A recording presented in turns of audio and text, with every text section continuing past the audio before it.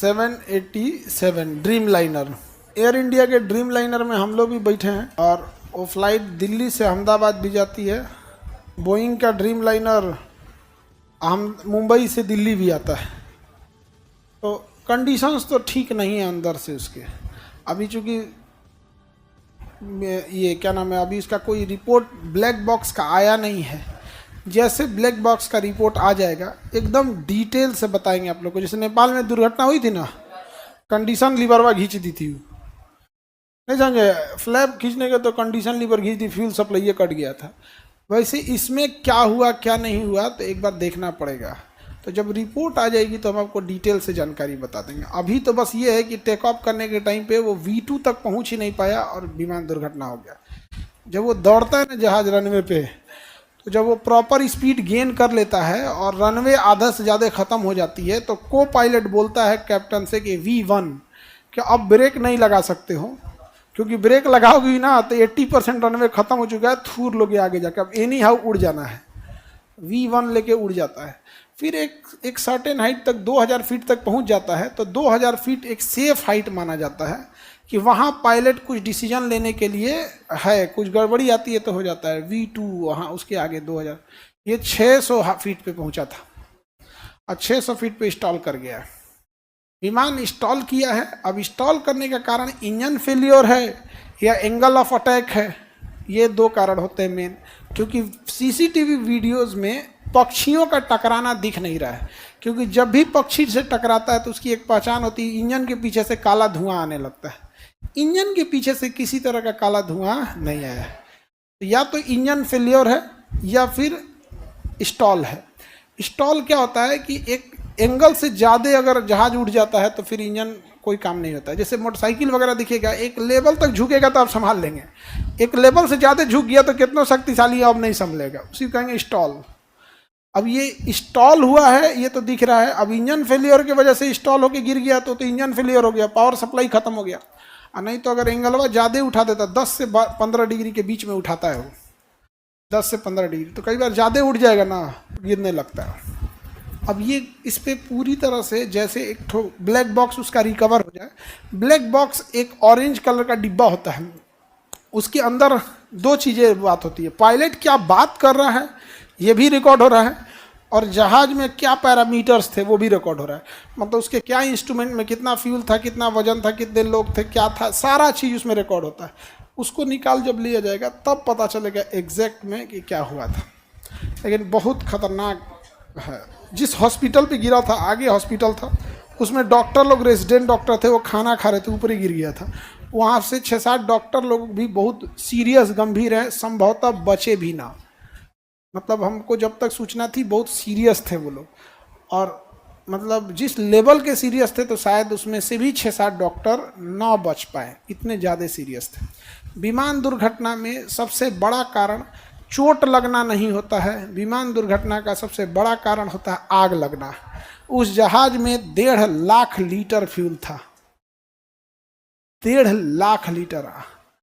आपके पानी टंकी के ऊपर 1000 लीटर की पानी टंकी होती है छत के ऊपर, और उसमें पेट्रोल कितना, फ्यूल कितना,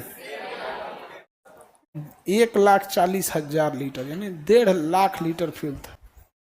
तो इतना फ्यूल होता।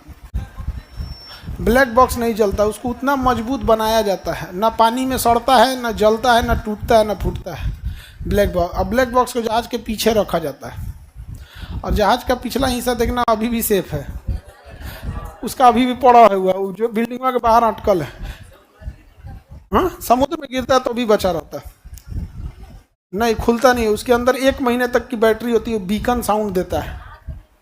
आग उग लगने का नहीं, समुद्र में गिरता तो आग नहीं लगता। बचे तो साबरमती के सामने नदी था एक, तो उतना टाइम नहीं देता है ना। 2000 फीट पे जब जहाज चली जाती है ना, तो पायलट के पास इतना डिसीजन हो सकता है कि कुछ दाहिने बाएं सोच सके। 600 फीट की हाइट थी, 600 फीट, वो भी जमीन से 600 फीट नहीं है, समुद्र से 600 फीट है, जमीन से 400 फीट होगा। क्योंकि समुद्र लेवल से 600 फीट तो जमीनवा तो और ऊपर होता है, एयरपोर्ट उस जमीन पे भी सबसे ऊंचा बनाया जाता है, तो समुद्र तल से 600 फीट था। तो ऐसे तो कितना क्या ही डिसीजन लेगा वो, कोई डिसीजन देगा? वो दाहिने बाएं भी नहीं मुड़ सका है, सीधे जाके गिर गया। किसी भी जहाज में टेक ऑफ करने के 8 मिनट और लैंडिंग करने के, मतलब टेक ऑफ का 4 मिनट और लैंडिंग का 4 मिनट, यही खतरनाक होता है।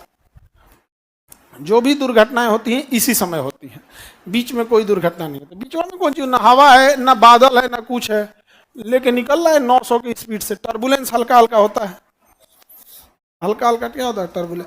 अभी हम परसों आए थे, इतना भयानक टर्बुलेंस था कि एक आदमी बीच से जा रहा था, बैठे थे हम लोग, और लगभग 37 हज़ार फीट पे थे और फुल स्पीड में थी। उसमें किसी को वॉशरूम जा रहा होगा, इतना तेज टर्बुलेंस मारा कि गिर गया वो बहुत तेज वो जमीन पे। यहाँ पे हमारे बगल में कोई मैगी खा रहा था, छीट दिया हमारे ऊपर। मैगी में तो पानी हो रहा था ना, छीट दिया उससे, तो हम उसको उठा के तो मैगी दिए, तो कह रहे फेंक दीजिए सर। हम दे दिए, भाई इसकी संपत्ति है, पूरा मैगी की बटोर के थोड़ा सा है हमारा, नीचे रखिए हो।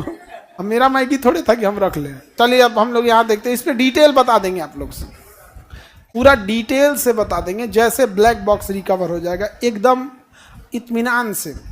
और बोइंग 777 ठीक जहाज है, बट ड्रीम लाइनर ठीक नहीं है। ड्रीम लाइनर में बहुत बार समस्याएं आई हैं। मोदी जी का जो जहाज है वो 777 है, और बोइंग में 3 मॉडल बोइंग का फेमस है। सबसे विश्वसनीय है 777 और 787, यही गिरा है, इसी को ड्रीम लाइनर कहते हैं। एक 747, ये अमेरिका के राष्ट्रपति यूज करते हैं, इसमें 4 गो इंजन है। अब बोइंग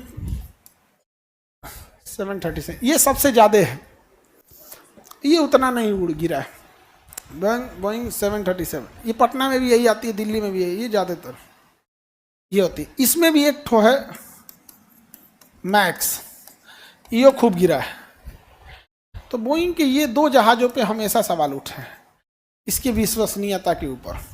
मैक्स तो 2 महीना में धाए गिरा था, भारत सरकार ने रोक लगा दिया था, 777 मैक्स पे नहीं उड़ना है। और इंडिया में मैक्स में था, जब हम न्यूज़ पढ़ रहे थे ना, तो हम लोग मैक्से में बैठे थे। इंडिया में भी 30-40 गो है बोइंग 737 मैक्स। तो उसके बाद तो हम लोग टिकट जब कटाते हैं तो ध्यान रखते हैं कि जहाज ज़्यादातर एयर बस का हो। अब बोइंग में आदमी थोड़ा सा कतराता है इस सबसे, क्योंकि सेफ्टी मानकों में बोइंग आजकल बहुत खिलवाड़ किया हुआ है। अमेरिका से के बदले वो चाइना से पार्ट पुर्जा मंगा कस रहा है। और बोइंग के एक कर्मचारी ने कहा था कि जो अभी गिरा है ना 787 का जो ड्रीम लाइनर, तो बोइंग के एक कर्मचारी ने कहा था कि इसमें जो ऑक्सीजन पाइप ले जाने वाला जो पाइप होता है, तो बोइंग ने एक जहाज में वो नया पाइप ना लगा के कबाड़ से सेकेंड हैंड लगा दिया। मतलब उसी के कंपनी में कोई स्केयर पार्ट नहीं रहता, वहां से उठा के लगा दिया। जहाज में ऐसा थोड़े चलता है। हाँ, मोटरसाइकिल को साइकिल थोड़े है कि पुरान ट्यूब लगा दे। तो सोचिए यहाँ पे ब्लास्ट भी हो सकता